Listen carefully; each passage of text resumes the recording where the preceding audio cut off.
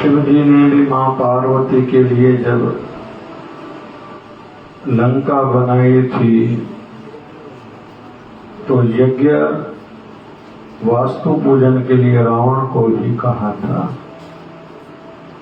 बाद में यज्ञ पूरे होने के बाद दक्षिणा में क्या चाहिए, बोले मुझे ये लंका दे दो।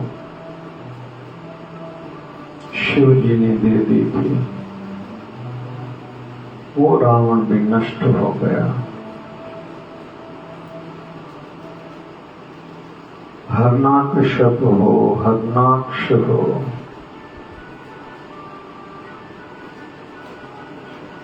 दुर्योधन हो,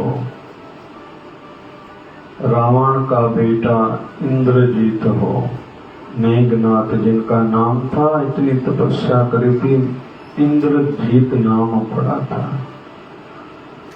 वर मांगा था मैं नहीं मरूं, बोले ऐसा नहीं हो सकता। बोले या तो कोई ऐसा मुझे केवल मार सके जो गृहस्थी हो लेकिन ब्रह्मचर्य का पालन किया हुआ हो, कम से कम 12 साल। तो लक्ष्मण जी के हाथों से उनकी मृत्यु हुई थी। गृहस्थी है, वनवास में भगवान श्री राम की सेवा में है, तो ब्रह्मचर्य का पालन नियम रहा था। दधीच ऋषि का उदाहरण आता है, खूब तपस्या करी थी। यज्ञाति राजा की जीवनी में से भी दिखाई देता है, तपस्या के ऋषियों को कहा मैं नहीं मरूं, बोले ऐसा नहीं हो सकता। कोई उपाय है क्या मैं ज्यादा जीऊं? बोले हाँ, कोई तुम्हें अपनी आयु दे दे तो। यज्ञाति राजा ने अपने बेटे से कहा आप मुझे अपनी आयु दोगे क्या? बेटे ने उनको आयु दी। बेटा वृद्ध हो गया, पिता जवान हो गया। फिर आयु का ऐसा पड़ाव आया, संकेत मिला कि आपकी आयु पूरी हो गई।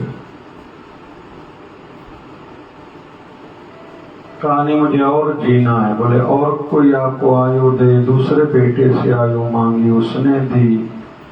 दूसरा बेटा भी वृद्ध हो गया, ये जवान हो गया। ऐसे क्रम वाइज आगे चलता गया। लेकिन एक समय के बाद उसको अपनी गलती का एहसास हुआ, नहीं गलत था। मेरी इच्छा थी मैं संसार के भोगों को भोगूं, ये देखूं, ये चखूं, ये सूंघूं, ये सुनूं, ये बोलूं।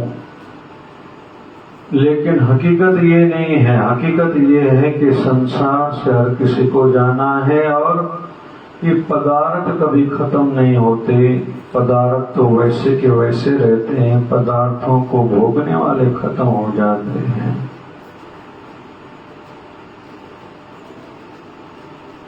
तो हम सबको भी जाना पक्का है।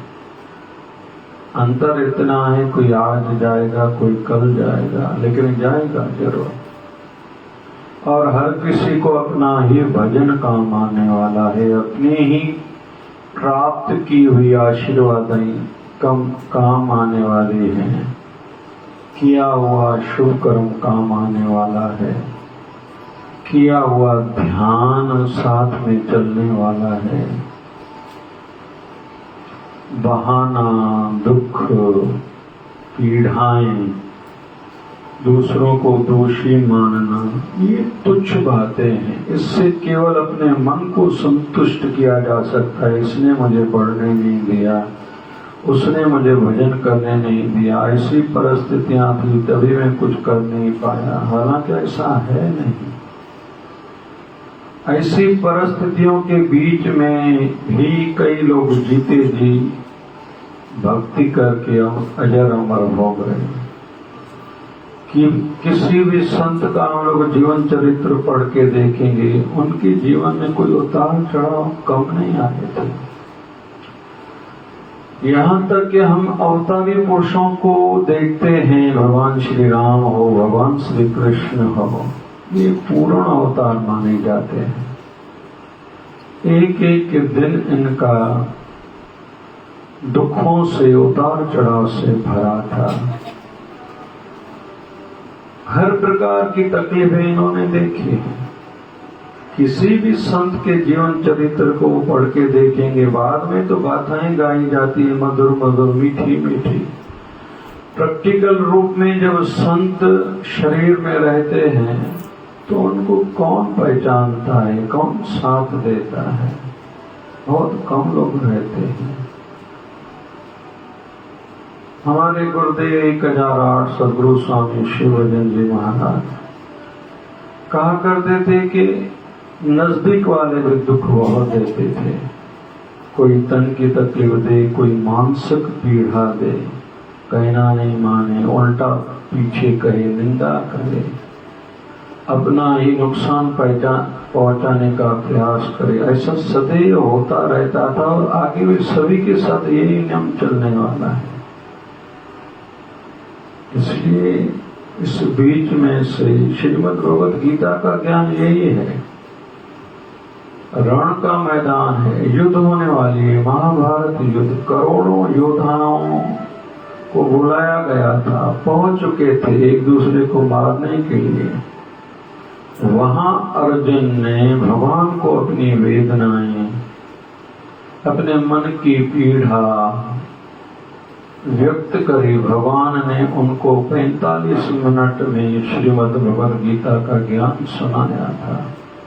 रण का मैदान, एकादशी की तिथि, दिन को 12 बजे। तो संभव है, हर समस्या का समाधान है, लेकिन भजन तो अपनी जगह पर है। भजन तो करना ही पड़ेगा हर किसी को। आज करे उसकी मर्जी, कोई कल करे, कोई महीने के बाद, कोई साल के बाद, कोई कई सालों के बाद, कोई एक जन्म के बाद, कोई कई जन्मों के बाद भजन, लेकिन एक दिन उनको करना ही पड़ेगा। ये जन्म जन्म का एक क्रम है, एक दिन का कोई विषय नहीं है। जैसे दुकानदार को किसी दिन धंधा कम हुआ, ज्यादा दुखी नहीं होते समझदार, क्योंकि कल फिर और धंधा अच्छा होगा। दीपावली पर सीजन में वो मेरा कवर हो जाएगा। अगर बारिश के ऋतु में धंधा कम हुआ है, कोई बड़ी बात नहीं है। ना समझ ही एक दिन के धंधे कम होने पर दुखी होते हैं। वैसे ही ज्ञानी जन दुख आने पर घबराते नहीं, धर्म कर्म नहीं छोड़ते, अपनी सत्यता, अपनी निष्ठा नहीं छोड़ते, निरंतर आगे बढ़ते रहते हैं। वो किसी भी परिस्थिति में या व्यक्ति या वस्तु में अटके नहीं रहते। मुझे क्या करना है? आज बीवी राधा बसरी के संदर्भ में सुना था, दासी थी, बिकी हुई थी, दिन भर मालक के घर का काम करती थी, रात को भजन करती थी, फिर प्रार्थना करती थी, हे प्रभु मैं इसलिए अगर भजन कर रही हूँ कि मेरा दुख मिट जाए, तो मेरा दुख कभी भी मिटाना नहीं।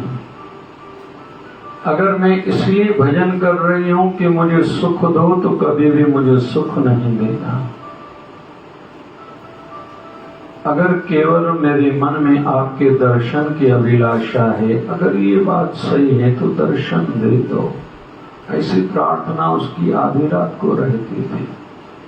बाद में चल के ऐसा भी हुआ कि एक बार उसके मालक की आधी रात को आंख खुली, जैसे घर का दरवाजा खोला, बाहर प्रांगण में जो बीबी राधा बसरी की झोपड़ी थी उसमें से प्रकाश निकलने लगा। सुबह होते ही बीबी राधा बसरी के श्री चरणों में जाके गिरा, मुझे आप क्षमा करिए, आप कोई बड़ी हस्ती है, मैं तो केवल आपको दासी बिकी हुई, मैंने आपको खरीदा था शरीर को काम घर का कराने के लिए, लेकिन आप तो कोई बड़ी हस्ती हो। बीबी राधा बसरी फिर भी रो पड़ी कि मैं तो केवल हरि दर्शन के लिए जागती हूँ, आप आशीर्वाद करो, वो मेरी भावना जो है, मनोकामना जो है वो सिद्ध हो जाए। आप मुझे उस दृष्टि से न देखो। तो हर किसी को भजन तो करना पड़ेगा। ओम नमः भगवते वासुदेवाय।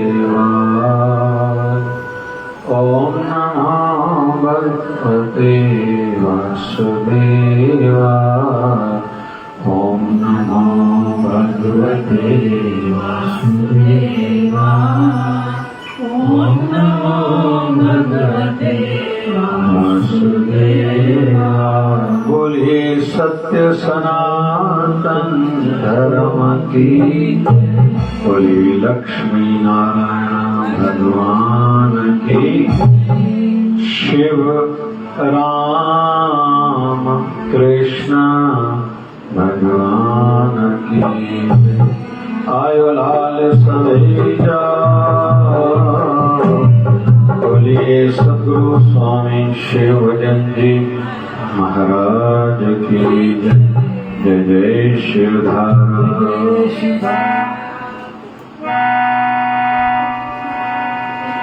ईश्वर जो कुछ करता है अच्छा ही करता है। गाइए।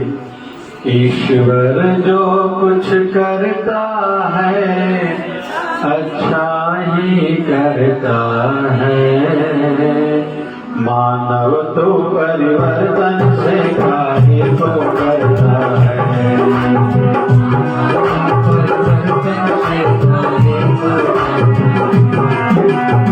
ईश्वर जो कुछ करता है अच्छा ही करता है।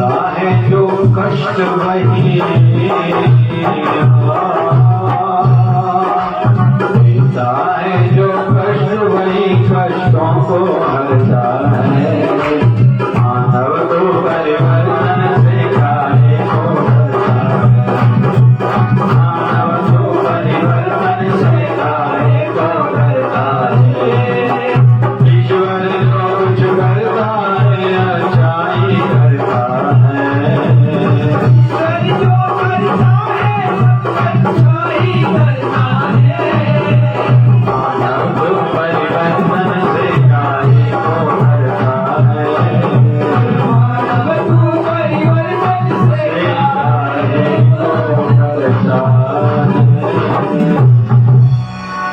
इंसान भी बड़ा अजीब है। ड्रेस लेने के लिए जाता है तो कहता है कौन सा नया पैटर्न आया है, पुराना पैटर्न नहीं चलेगा।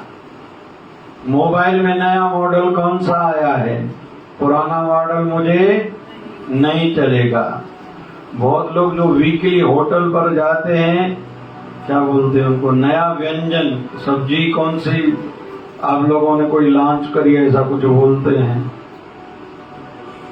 नई डिश हो।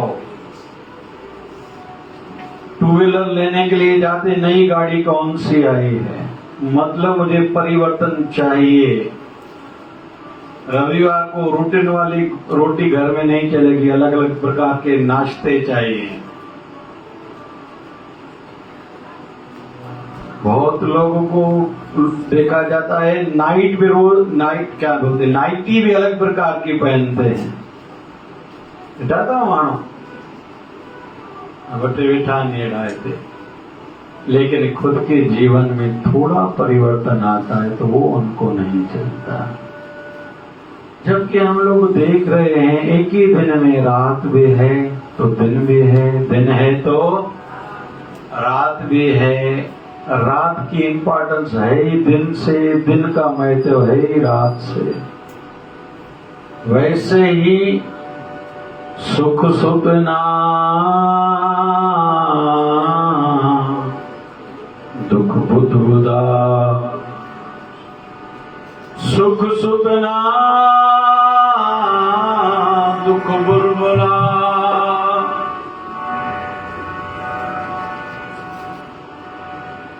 दोनों हैं मेहमान, सबको आदर दीजिए जो भेजे भगवान। जो गुरु ग्रंथ साहब के रचयिता हैं, जो गुरु ग्रंथ साहब का रूप देने वाले गुरु अर्जन देव जी हैं, उनके जीवन में बहुत कठिनाइयां आई थी। और इतनी कठिनाइयां, और बात चली कहां से थी, चंदू नाम का एक वजीर था, रिश्ता भेजा अपनी बेटी का। गुरु अर्जन देव योगायोग संगत के बीच में बैठे थे। मेरे बेटे का गुरु हरगोविंद महाराज जो बाद में 6वीं पातशाही बने, उनका रिश्ता है चंदू के घर से, करें क्या रिश्ता? संगत ने कहा नहीं। क्यों? क्योंकि उसने गुरु दर को बहुत भला बुरा कहा है। गुरु अर्जन देव जी ने कहा आप लोगों की इच्छा नहीं तो मेरी भी इच्छा नहीं। उस चंदू ने जाके राजा के कान भरे कि इसका कुछ न कुछ आप करो, क्योंकि गुरु अर्जन देव का जब तक कुछ नहीं करोगे बाकी का पंजाब आपके हाथ में आने वाला नहीं है। तो गुरु अर्जन देव को इतनी याचनाएं दी गई। तवा होता था ना बड़ा पुराने जमाने में रोटी पकाने के लिए, नीचे से आग देके वहां बिठाया गया, गरम गरम रेती ऊपर डाली गई और फिर बड़ी देग में पानी डाल के उसमें बिठाया गया। गुरु अर्जन देव के पास एक व्यक्ति आया, आप कहो तो इस लाहौर शहर को मैं उल्टा कर सकता हूँ। गुरु अर्जन देव ने कहा तुम्हें शक्ति तो है, मैं समझता हूँ, लेकिन ये शक्ति तुमने आई कहाँ से?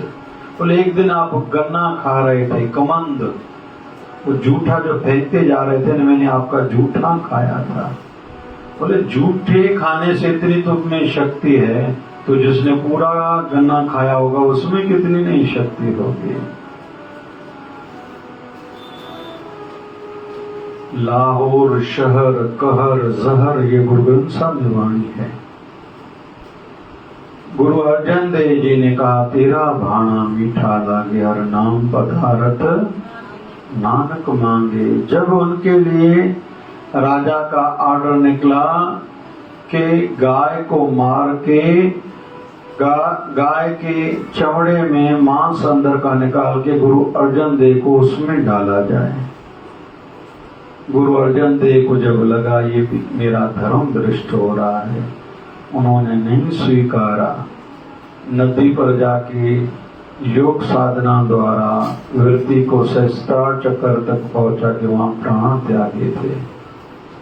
तो कोई संतों के जीवन में उतार चढ़ाव कम है ऐसा है नहीं। और बहुत सी चीजों के लिए हम लोग समय से यूज्ड होते जाते हैं, एक रूटीन मानते हैं। बारिश तो होती है ना, जब 4 महीने की ऋतु रहती है तो 3-4 बार 5-5 दिन 8-8 दिन कंटिन्यू में बारिश रहती है। हम लोग बारिश पड़ती रहती है, हम लोग ये स्वीकारते हैं। वैसे ही सुख दुख को एक रूटीन मानना चाहिए। सुख दुख सबके जीवन में आता जाता रहता है, लेकिन समझदार वो है जैसे परिस्थिति हमारे हाथ में नहीं है, लेकिन परिस्थिति से पार उतरना, कैसे पार उतरना, ये हमारे हाथ में है। और थोड़ा बदलाव वैसे भी आना चाहिए। इन दिनों में इलेक्शन पर बहुत डिबेट्स चल रहे हैं। न्यूज चैनल वाले तो पूरा दिन अभी इलेक्शन 2024 में, हालांकि देरी है लेकिन चर्चाएं बहुत है। मैं देख रहा हूं कितना नहीं डर है लोगों के मन में। और इलेक्शन कैसी, जिस दिन रिजल्ट आएगा एक दिन पहले वाली रात किसी को नींद नहीं आएगी, दूसरे दिन कोई राजा बनेगा और जो हारेगा उसके हाथ में कुछ भी नहीं। भरी वर्तमान में कोई पद पे, मतलब कोई मिनिस्ट्री में क्यों ना हो, कैसी बेचारों की दुर्दशा है। और एक अच्छा एक सिस्टम बना हुआ है, एक वोट के लिए घर घर जाओ, फिर 5 साल पहचानते ही नहीं। बड़ा उदाहरण ये देखने योग्य है। पहली बार हमारा गौतम अडानी रजत शर्मा के कार्यक्रम में आए, लोगों ने देखा कि ये गौतम अडानी और उनका बोलना क्या है, मानसिकता उनकी क्या है। कुछ ही दिनों में पता चला कि उनको नुकसान हुआ है और पूरी विश्व में उनकी निंदा हो रही थी। फिर से कह रहे हैं वो ऊपर उठ रहा है, आधे आधे आधे। उतार चढ़ाव सबके जीवन में आता है, लेकिन कभी भी घबराना नहीं चाहिए। उत्थान सदैव दुख में ही होगा, सुख में उत्थान किसी का भी नहीं होता। ईश्वर जो कुछ करता है अच्छा ही करता है। गाइए जी। ईश्वर जो कुछ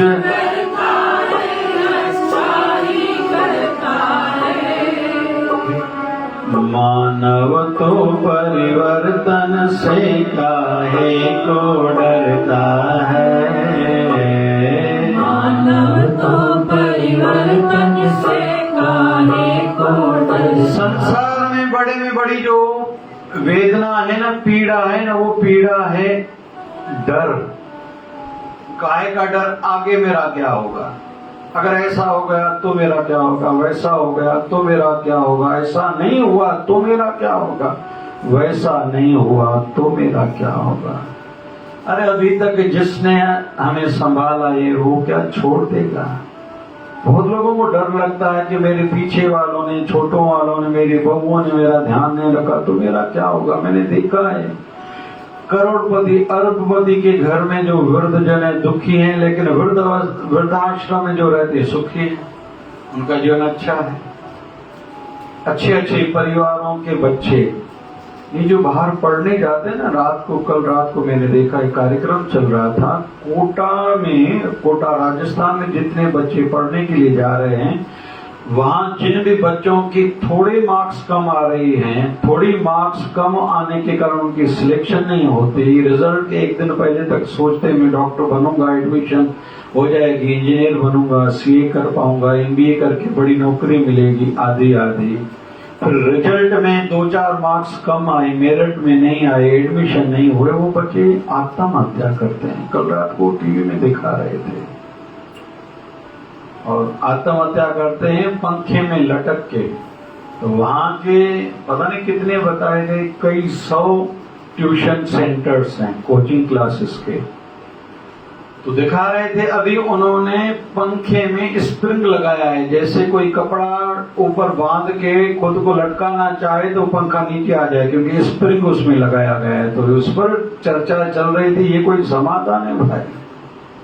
बच्चों को सदैव पढ़ाने के साथ साथ तैयार भी करना चाहिए कि भैया ऐसा रिजल्ट आया भी चलेगा, वैसा आया भी चलेगा। क्या है, यहाँ जीवन खत्म थोड़ी होता है भाई। हो सकता है भगवान ने इससे ज्यादा आपके लिए कुछ अच्छा सोचा हो। हम किसी के भी जीवन को देखते हैं। संत कबीर काशी में ही रहे और कपड़ा बुनने का काम करते थे। हिंदुओं के धर्म गुरु जितने थे, पंडित थे, वो भी खिलाफ थे। मुसलमानों के भी जो वहां धर्म वाले जितने थे वो भी खिलाफ थे। दोनों ने शिकायत दिल्ली में जाके करी थी उस समय 500 साल पहले। संत कबीर आनंद में रहे और जो जो परिस्थिति होती थी उसका दोहा बनाते थे, एक श्लोक बनाते थे। एक एक बात को छोटे छोटे नजदीक से देखते थे। रंगी को नारंगी कहे, कढ़े दूध को खोया, चलती को गाड़ी कहे, देख कबीरा रोया। अरे ये क्या बात है? ये तो रंगी हुई, ये कलर्ड है ना, लेकिन संसार कहता है ये नारंगी है, ऑरेंज कलर तो है ना इसका। रंगी को नारंगी कहे, कड़े दूध को खोया। अरे खोया बना है ना भाई, किसने दूध को काढ़ा है? माओ बन जी हो ना, रेबड़ी बन जी हुई ना भाई। और गाय ने कीरे जी रेबड़ी हुई तो ना सुठी थी मुंदी तो पड़वाणु कहंदा तो अच्छा सा वरी चारे फुलके सा एते बेटो आज कोई चाल ढाले बुधाई दिया मामन।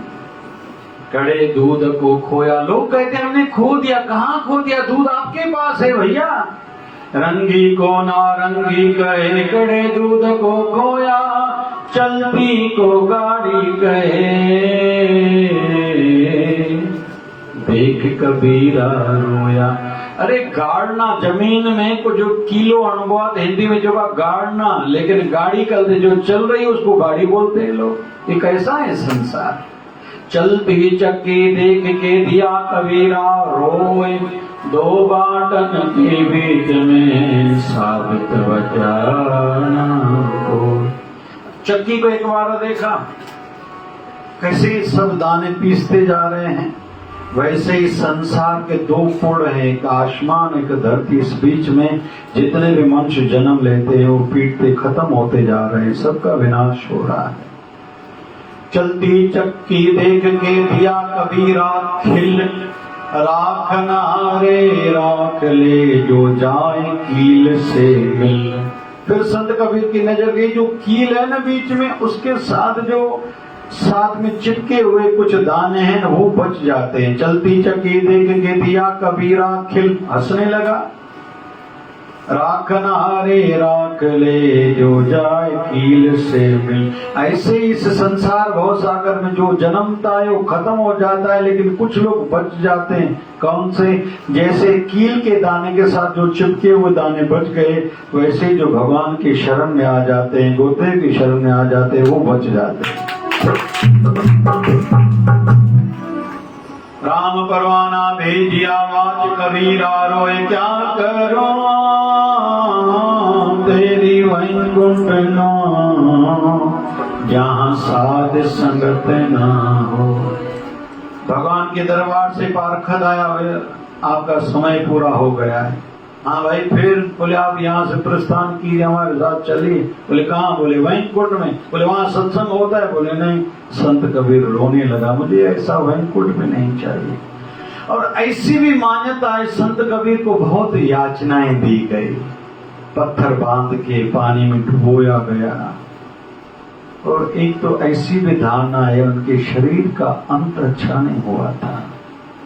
गुरु गोविंद सिंह महाराज ने जो उनके शरीर जो अंत सुठो न थियो। ऐसी बहुत सी हस्तियों का वर्णन आता है, लेकिन उन महापुरुषों ने कभी भी कोई रोना धोना नहीं करा, कोई शिकायत नहीं करी, कोई भक्ति नहीं छोड़ी, कोई अपना धर्म नहीं छोड़ा, कर्म नहीं छोड़ा। कहते जिस दिन भगत सिंह को फांसी पर लटकाया जा रहा था उस दिन वो जल्दी उठा था और हंस खूब रहा था। ऐसे विवरण शास्त्रों में भरे पड़े हैं, तो घबराएं क्यों? स्वीकारें पर परिवर्तन को, और ये निश्चित है परिवर्तन संसार में होगा ही। और कहते हैं कोई कितना भी धनाढ़ क्यों ना हो, 30 साल से ज्यादा उसकी चलने वाली नहीं है। घर में घणा जो धन मुझे वधिक ले, पंचायत में मुझे वधिक ले, संस्थान में मुझे वधिक ले, बिरादरी में वधिक ले, एसोसिएशन में मैं सदाई अध्यक्ष ना हो ही नहीं सकता। जीते जी किसी को खड़ा करो, समय से देते जाओ भैया, खुद भी छोड़ो, खुद को भी तैयार करो, मन को भी तैयार करो, उनको भी तैयार करो। परिवर्तन तो होके ही रहेगा। जैसे कल हमने कथा सुनी थी, राजा परीक्षित को सुखदेव जी महाराज ने जब कथा पूरी सुनाई तो कहा आप तुम कहो तो तुम्हें मैं मृत्यु से बचा सकता हूं। भागवत की कथा मैंने तुम्हें सुना दी। राजा परीक्षित कहता है अभी कुछ मन में भाव बचा ही नहीं, कुछ रहा ही नहीं, कुछ नहीं चाहिए। बोले मैं जाऊं क्या? सुखदेव जी महाराज विदाई ले रहे, मैं जाऊं? मैंने कथा तुम्हें सुनाई जो तुमने कही थी। राजा परीक्षित कहता है जैसे गुरुदेव आपकी आज्ञा। ध्यान में बैठा है, योग अग्नि के माध्यम से खुद के प्राण पहले तो ऊपर चढ़ाए सहस्त्राचकर में, वहां से प्राण त्यागे हैं। तक्षक नाग आया है, पहले तो उसने एक वृक्ष को डसा, वो जल के भस्म हो गया। फिर राजा परीक्षित के शरीर को आके जब डसा, पूरा शरीर जल के भस्म हो गया। लेकिन उससे पहले अमरता पद को प्राप्त हो चुके थे राजा परीक्षित। राजा परीक्षित का जीवन चरित्र भी देखने जैसा है। जब मां की गर्भ में था तो अश्वत्थामा उसको मारने के लिए जैसे ब्रह्मास्त्र चलाते हैं, उसकी मां अत्रा भगवान कृष्ण को पुकारती है, हे प्रभु जैसे आपने मेरी सांस की लाज रखी थी वैसी ही मुझ पर भी आपत्ति आई है, कृपा कीजिए मेरी गर्भ की रक्षा कीजिए। तो भगवान श्री कृष्ण वैसे कहते हैं अवतारी पुरुष मां के गर्भ में नहीं जाते, लेकिन भगवान श्री कृष्ण ने सूक्ष्म रूप धारण करके उनके गर्भ में गए थे और सुदर्शन चक्र से ब्रह्मास्त्र का जो आघात हुआ था, अटैक हुआ था, उससे रक्षा करी थी। फिर बाहर आए थे। तो इस दृष्टि से मानते हैं जो दो बालक एक ही समय पर मां की गोद में हो, पेट में हो, तो दोनों भाई हैं, जुड़वा भाई हैं। तो इस दृष्टि से भगवान कृष्ण राजा परीक्षित के बड़े भाई हैं और भगवान दूसरे समय बाहर आ गए, राजा परीक्षित समय से बाहर आए थे। धर्मात्मा राजा हैं। फिर एक दिन निकलते हैं, इच्छा हुई मैं खजाने में से जाऊं, आज नया कोई मुकुट पहनो जी। बहनों के दिल थे आज नो कोई हार पाई दिशा करें करें लेने जो देनो पड़ जीवेंदो। योगा योग वहां एक मुकुट पड़ा था। उस समय ऐसा कुछ चलन था, जो राजा दूसरे राजा को जीत हराता था, खुद जीत जाता था, तो उसको मुकुट इसके पास आ जाता था। तो जरासंध वाला मुकुट पड़ा था, इसने पहन लिया। पाप का सोना है, मुकुट पापी व्यक्ति का है, सिर पर पाया, कलयुग आके वास करा है। इधर से कलयुग आया है, 30 साल हो गए मैं आपके राज्य में आया हूं। बोले क्यों आए हो? बोले मेरा अभी काल, मेरा समय शुरू हो गया है। राजा परीक्षित कहता है मैं तुझे आने नहीं दूंगा। बोले मैं मानता हूं आप धर्मात्मा राजा हो, मुझ कलयुग को भी आपने रोक के रखा है, लेकिन भगवान ने मुझे भेजा है। मतलब शुभ कर्मों के माध्यम से हम खुद की रक्षा कर सकते हैं। इसलिए रोज अपने तन से सेवा हर कोई जरूर करे। किसी को बोलने बताने का विषय नहीं, ये जीवन भर करने का विषय है। जीव जंतुओं की सेवा, मंदिर मठ किसी शिवालय देवालय में जाके कुछ सेवा करना, गुरुदर पर जाके सेवा करना, पंछियों को दाना डालना, गैया को रोटी देना, कुत्ते को कुछ खिलाना, भूखे को कुछ खिलाना। मैं बैठा हूँ यहाँ, मैंने देखा सामने से राम रोटी कहीं बांटने के लिए गए, तो अच्छा तो लगता है। कल सवेरे मेडिकल कैंप्स हैं, अभी रात को व्यवस्था होगी, अच्छा तो लगता है। कल सवेरे अनाज वितरण होगा, अभी रात को पैकिंग होगी। कल सवेरे 6 बजे सब्जियां आ जाएंगी, पैकिंग होगी, बहुत सेवा लगती है। अलग अलग सब्जियां आती हैं, फिर दवाइयां, किराना वितरण कल होगा, अच्छा तो लगता है। ऐसी रूटीन बनानी चाहिए। दान के लिए भी धर्म और दान के लिए एक रूटीन हो। बहुत लोग रोज निकालते हैं अपने राशि में से, और रोज निकालना चाहिए। फिर जहां भी जैसे भी जिसकी भावना हो, दान पुण्य करना चाहिए। एक तो शोलापुर के संत आए थे, ब्राह्मण शरीर थे, उसने कहा कि मुझे जितना भी यजमानगिरी से पैसा मिलता है मैं दसवंत निकालता हूं, और मैं कभी भी किसी का श्राद्ध पिंडदान का लेता ही नहीं, और वहां से दक्षिणा भी नहीं लेता हूं, खुद को बचाता हूं। और यहां तक आगे कहा कि जो तीर्थों पर जाता हूं वो भी खर्चा खुद का ही करता हूं, वहां जाके जो दान करता हूं, ये दसवंत निकालता हूं, वहां जाके दान करता हूं। कुल मिला के मेरा निवेदन है, कई संत अलग अलग नियम पालन करते हैं, हम सबको भी ऐसा कुछ न कुछ नियम पालन करना चाहिए। मैं तो कहता हूं 2 डब्बे 2 थैलियां कोई घर में अलग करके रखे, एक खुद के आपातकाल के लिए, वो पैसा काम आता है। भगवान न करे कोई बड़ी बीमारियां आ जाती, भगवान न करे किसी को कोई शरीर का रोग लग जाए, कोई आपदा आ जाए, एक्सीडेंट हो जाए, आदि आदि आदि। और इंश्योरेंस के संदर्भ में भी कहूंगा, हेल्थ इंश्योरेंस भी हर कोई जरूर कराए। भले 3 साल ऐसे लगता है मुझे कुछ हुआ तो नहीं, लेकिन 4थे साल पर भगवान न करे कुछ बड़ा कुछ हो जाता है तो बरोबर एवरेज निकल आते हैं, कराना चाहिए। लाइफ इंश्योरेंस भी हर किसी को करानी चाहिए, लेकिन ये तो ही चलो संसार की बात, आध्यात्मिक दृष्टि से भी इंश्योरेंस करानी चाहिए। इंश्योरेंस में हम लोग बैठे हैं। गुरुदेव को रोज प्रार्थना करें कि गुरुदेव जब तक जैसे आपने अभी तक मुझे बचाया है, रक्षा करी है, मेरी निभ आई है, अंतिम श्वास तक मेरी आपके श्री चरणों में निभ जाए, आप आशीर्वाद करना। ये रोज कहना, एक दिन का विषय नहीं है। दूसरा, दक्षिणा का कुछ न कुछ ऐसा कोई व्यवस्था रखें कि रोज के पैसे में से निकालें, और उस पैसे को कभी देखना नहीं रहता और खर्चा नहीं करना है। धर्म के पैसे को कभी भी हाथ नहीं लगाएं। धर्म का पैसा किसी के घर में व्यवस्था की दृष्टि से कोई खजांची होता है, आदि आदि, तो घर में वो अलग हो। हमारे बाबा जी, बाबा शिवजन जी भगवान कहते थे उस नोट भी नहीं बदलने चाहिए। मेरा भी ये नियम है, नोट तक नहीं बदलता। किसी ने दिया राम रोटी तो लगाओ धागा भाई, कागज पर लिखो अमुक व्यक्ति ने दिया, ये राम रोटी में, नोट भी वही राम रोटी में जाएंगे।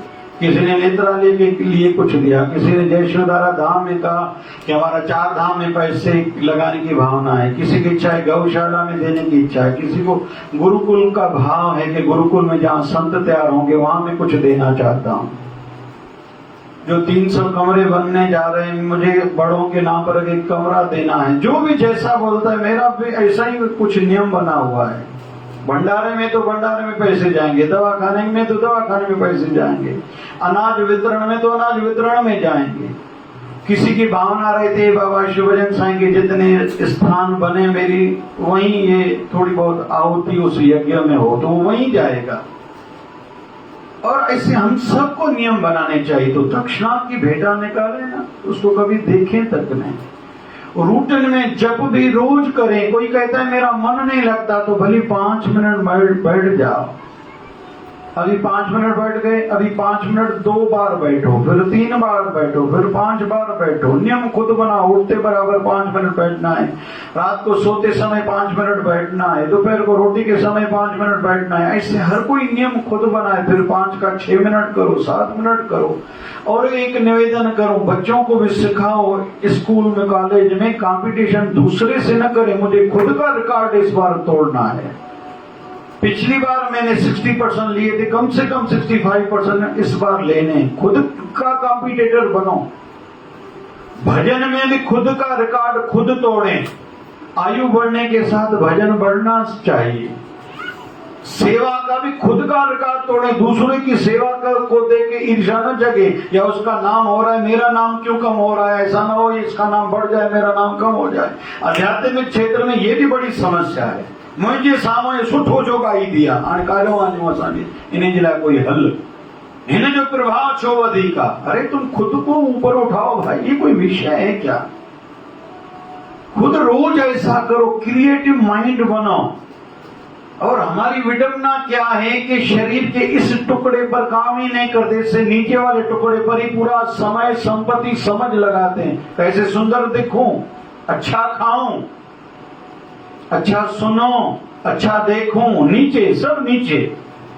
महंगे कपड़े हो, मोबाइल महंगी हो, गाड़ी महंगी हो, घर का फर्नीचर कुछ अलग हो, टाइल्स अभी जल्दी बदलें, घर ही बदलें, एक्स्ट्रा प्लॉट्स हो, प्रॉपर्टी ज्यादा है हमारे पास हो, बैंक बैलेंस हो, इस पर ही दिमाग लगाते हैं, इस टुकड़े पर दिमाग नहीं लगाते। यहाँ जो गड़बड़ी इसको में सीधा करो। और उसके लिए आवश्यक क्या है? चाहे जैसे मुझे रख लो, कुछ ना कहूँगा मैं, तेरा ही था तेरा ही हूँ, तेरा रहूँगा मैं, तेरा ही था तेरा ही हूँ, तेरा रहूँगा मैं। चाहे जैसे मुझे रख लो, कुछ ना मैं, तेरा ही था तेरा ही हूँ, तेरा रहूँगा मैं, तेरा ही था तेरा ही हूँ, तेरा रहूँगा मैं। ये थोड़ा माइंड में फिट करना है, ज्यादा करना नहीं कुछ। अक्सर शुगर वाला चिल्लाईंदा नहीं, कीअं कयूं कीअं कयूं, मिठो घटि खाओ, या त पंधु वधीक कर, या त जेको मिठो वात में विझे झटि वात में पियो हुजे, अंदरि उगरी न वञे। सिंपल थ्योरी आहे। झटि वेठे चूसे सुख वठेसि। बाक़ी मिठी शइ सां, रेबड़ी सां मां, खीरनी सां मां पेट भरियां, आइस्क्रीम सां पेट भरियां, पोइ अखियुनि जो त्याग त करणो पवंदो। अखियुनि जो बलिदान ॾियणो, अखियुनि जी जोत अॻियां वेंदा।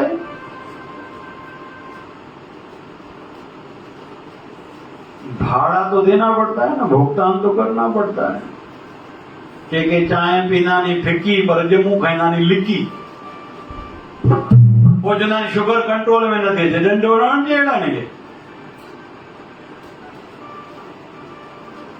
कुआ लॻभॻि राति जो जागदा आहिनि। हिकिड़ा फ्रिज जे हेठों कढी करे खाईंदा नहीं कुछ, हिकिड़ा फ्रिज खोले करे खाईंदा आहिनि। असां कुछ खाईंदा आहियूं छा? अलाए जो शुगर वधंदी वञे थी। कंहिंजो ब्लड प्रेशर छो वधंदो? तेल वारी शयूं खाईंदा, लूण वारी शयूं खाईंदा। हाणे पानी पूरी खाईंदो, पानी पूरी में लूण आहे न, पोइ हिकिड़ी ठकार थी वेंदे, हार्ट अटैक थींदे पियो वञे हॉस्पिटल में। पोइ पानी पूरी वठे न खाऊं छा? खा पानी पूरी, हॉस्पिटल जूं सुइयूं बि खा, गोरियूं बि डॉक्टर जूं खा। वेरिकोस वेन कंहिंखे थींदो, जेके भेनरूं सॼो ॾींहुं बीठियूं हूंदियूं, पहिरियों समय सां पाण खे न संभालींदियूं। अॼुकल्ह हर शइ में मिलावट आहे।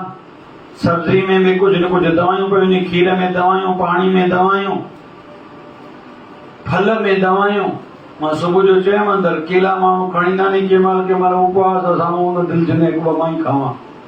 वेहण जो नियम आहे, चतुर्मास हले त हिकु दफ़ो ई वेही करे खाइबो। वेठे वेठे ई 2-3 कलाकनि खां पोइ जंहिं महिल केला 2-2 कंहिं महिल बचंदा ॾिसंदा, 2-3 कलाकनि में केले जी शिकिल ई मटिजी वेंदी आहे। अड़ी बिना काढ़े जी लॻे पई 3 केला खाऊं, हाणे त दुश्मन खे बि न ॾिजां। बिंटन कलाक में केलन की शिकली बदली वेंदी आहे, माना उनखे ज़हर लगायो थो वञे। ऐं छा ज़मानो आहे, ऑल आउट में अॼुकल्ह मच्छर नथा मरनि, कुअनि मारण वारी दवाई अंदरि कमरे में जो कुआ नथा मरनि, पर सुठी शइ खाओ त माण्हू मरनि था। युग का भुगतान भी करना पड़ेगा, हर किसी को खुद बचाना है। घणियूं माताऊं वीचारियूं हॾियूं कमज़ोर, खीर न पींदासीं वजन वधंदो, खीर में वजन वधंदो, होटल जी रोटी में वजन न वधंदो, वजन छा में वधंदो, खीर में। पोइ मां खे चेरल में सूर आहे, गोॾा बि ठीकु न आहिनि, कंध में बि सूर आहे, ठूठ में बि सूर आहे, चंडी में बि सूर आहे, गोरियूं बाबला खीर लॻी पई त भला। घणा बार भी मम्मी मेरे को इधर भी दर्द है, इधर भी दर्द है, इधर भी दर्द है, इधर भी दर्द है, दर्द दुकान खोले हुए लगा, दूध नहीं पीऊंगा, मेरे को मैगी चाहिए। अलिया असां बद्रीनाथ घणा होते, बिना बद्रीनाथ में मैगी खाईंदासीं। अड़ी छॾियो साईं जा प्यार, काॾे बद्रीनाथ में आयो, 50 रुपया मैगी में भाई की चौड़ी माली पानी टिड़िक टिड़िक टिड़िक पड़ो बाबा, अड़ी 50 रुपए बिना भाव न तो दे, वरी के बार हम 2 खाएंगे, 100 रुपए मैगी। असां बिना वाणिया पक्का 100 रुपयो ऐं ॿारनि खे माहिर कढी वठ न, पुट मुंहिंजो लाल खाए, मुंहिंजो भलो करे दियो, मरे तुंहिंजो लाल खाए। पोइ राति जो मम्मी मेरे को पेट में दर्द है, वो सोचा मैं डंडो हणा, कंहिंखे हणा, ॿार घणा या माण्हू खे हणा, चओ न भाई। पर छॾे ॾिनो मां बद्रीनाथ में ॾिठो कीअं हणंदो आहे। तेरा ही था, तेरा ही हूँ, तेरा रहूँगा मैं, तेरा ही था, तेरा ही हूँ, तेरा रहूँगा मैं तो कहूँगा आध्यात्मिक उपाय भी करो, चंदन का तिलक गुरुदेव को रोज लगाओ, इधर पूजा हो गई, फल मिलेगा, आपका संसार में यश बढ़ेगा। सूर्य नारायण को जल चढ़ाओ, बुद्धि तेज होगी, इष्ट देवता बुद्धि की सूर्य नारायण है। और कुंडली में सूर्य स्ट्रांग है तो कॉन्फिडेंस बना रहेगा, मैं इस दुख से पार आ जाऊंगा, कोई बड़ी बात नहीं है, मैं पार कर लूंगा बड़े से बड़ी आपदाओं को। इधर ये स्ट्रांग हो गया, इधर से फल है, प्रभाव संसार में बढ़ेगा। क्यों न गैया को रोज रोटी खिलाई जाए, 33 करोड़ देवताओं को खिलाने का पुण्य मिलेगा और घर के झगड़े कम होंगे। आध्यात्मिक जीवन क्यों न जिया जाए, क्यों किटी पार्टी में जाए, हम लोग भंडारे में आए, भंडारा कराएं, भंडारे बांटें, खिलाएं, खाएं, तो थोड़ा बदलना है जीवन। मित्रता दुनिया वाले लोगों से ज्यादा नहीं, क्योंकि मायावी लोग माया का ही प्रभाव हमारे मन पर डालेंगे। मैंने सवेरे भी कहा था, हमारे गुरुदेव कहते थे, बाजारों में जाने से, विवाह में जाने से, इधर उधर पार्टियों में जाने से खुद को बचाओ, वहां मन आपका खराब होगा, कोई न कोई आकर्षण आपके मन को डिस्टर्ब करेगा। दूसरे ने क्या कपड़े पहने वो जाने भाई, न देख पर आई चौपड़ी, न तरसाया बनाने रोकी सोखे, खाए के ठंडा पानी पी मस्त हो जाओ भैया। तो ईश्वर जो करता है परिवर्तन से डरे नहीं। राजा परीक्षित धर्मात्मा राजा है, भगवान श्री कृष्ण का वैसे तो एक दृष्टि से भाई भी बना। कलयुग के लक्षण देखे, कलयुग का प्रभाव उनके मस्तक पर पड़ा। ऋषि के आश्रम में गए हैं, पानी मांगा, ऋषि तो ध्यानस्थ थे, मरा हुआ सांप ऋषि के गले में डाला, उसका बेटा आया। दोस्तों ने कहा तेरे पिता की अवहेलना किसी ने करी है। बोले जल की अंजलि ली, जिसने मेरे पिता के साथ अमर्यादा करी उसकी मृत्यु 7वें दिन हो जाए। शमीक ऋषि की आंखें खुली है कि श्रृंगी ने ये क्या कर दिया। बेटे को बुला के कहा ये क्या कर दिया, तूने पता है किसको शराप दिया है। वो धर्मात्मा राजा है, राजा परीक्षित समझ गया ये ऋषि कुमार है, इसका जो भी शराप मुंह से निकला है वो तो होके ही रहेगा। संदेशा भेजा राजा परीक्षित को, आपकी मृत्यु तो निश्चित है 7वें दिन। एकदम मुकुट आदि जो वस्त्र राजा ही पहने थे उतारे, सोचा नहीं, चिंता नहीं करी, उपाय पूछने लगा संतों से जिनकी मृत्यु 7वें दिन होने वाली हो उसको क्या करना चाहिए। अलग अलग महापुरुषों ने अलग अलग मत दिया, अंत में इनको मत मिला भागवत कथा सुननी चाहिए। किससे सुनो? नगर के बाहर गए, इतने ऋषि महर्षि बैठे हैं, योगा युग वहां एक अवधूत अवस्था को प्राप्त सुखदेव जी महाराज आए हैं, आसन बनाया गया, व्यवस्था की गई, उन्होंने कथा सुनाई, इन्होंने कथा सुने और अमरता पद पाया। तो राजा परीक्षित के जीवन चरित्र को देखते हैं, मां के गर्भ से लेके उनके अंतिम श्वास तक कितने नहीं उतार चढ़ाव हैं। तो हम सबके जीवन में भी ये होता रहेगा। हमारे गुरुदेव के जीवन में इतने उतार चढ़ाव थे, मैंने इस 40 दिन में जितना अपने गुरुदेव के संदर्भ में कहा है शायद जीवन में नहीं कहा। इतने उतार चढ़ाव थे। जब गुरुदेव ने बाबा गोविंद भजन जी महाराज ने गद्दी पर बिठाया, 2 महीने के अंतराल में शरीर त्याग दिया, आयु केवल 17 साल की, ये जंगल है पूरा, पड़ोसियों की नजर पूरी प्रॉपर्टी पर थी। अभी बाबा जी को कैसे यहाँ से निकालेंगे, वो प्रॉपर्टी हड़प कर लें। अलग अलग प्रकार के प्रयास करते थे।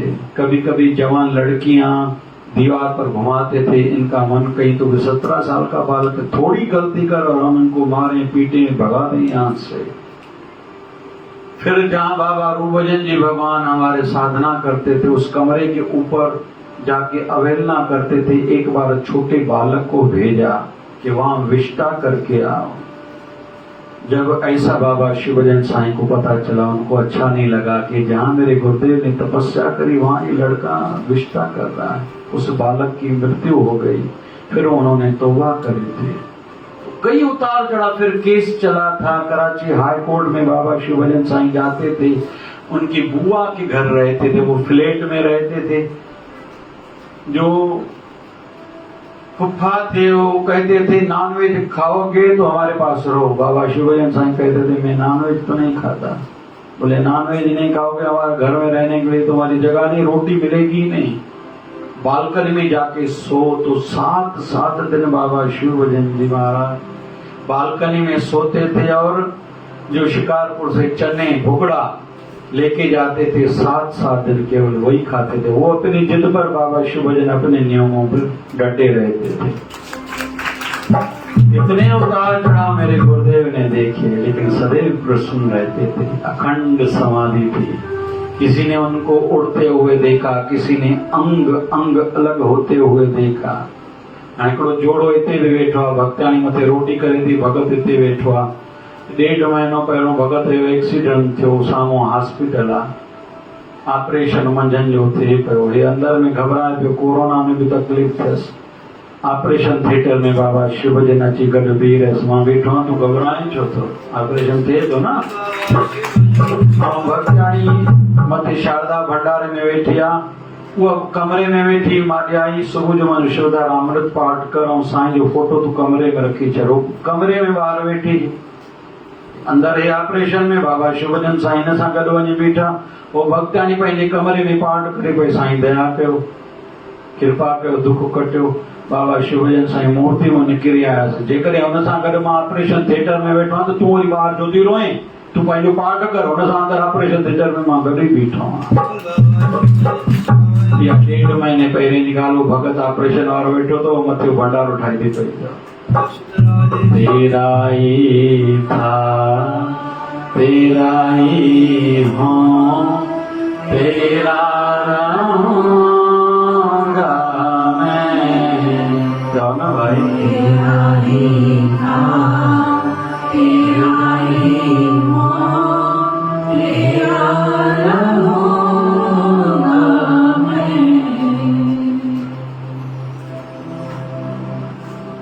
पार कर पार गुरु पार कर पार।